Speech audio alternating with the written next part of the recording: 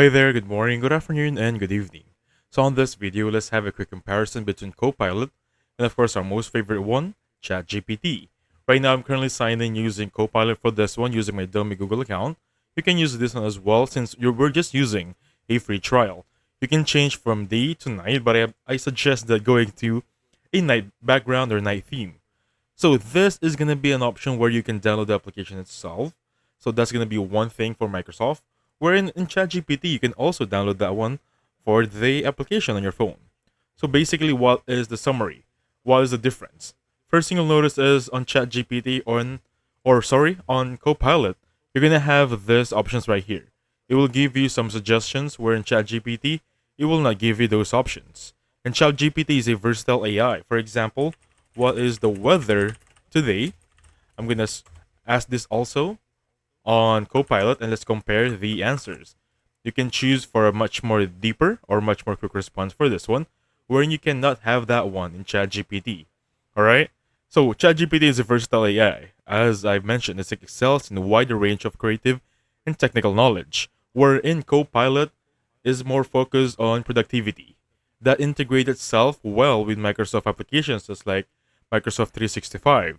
So take note about that one. If you want productivity boosted, go for Copilot, especially if you're using Microsoft Word, Excel, and Microsoft 365 Offices.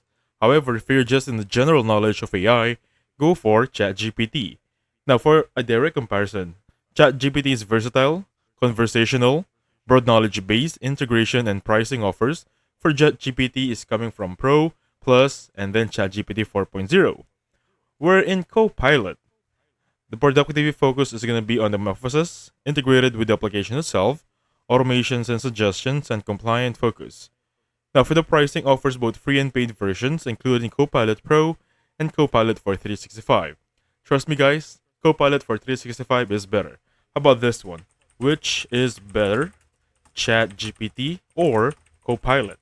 Let's ask this one all together. And this one right here, let's see what's the answer, right? So basically for that one, again guys, in summary, if you're in productivity and if you're using Microsoft 365 accounts or offices, go for Copilot. If you're just on the general knowledge, go for ChatGPT.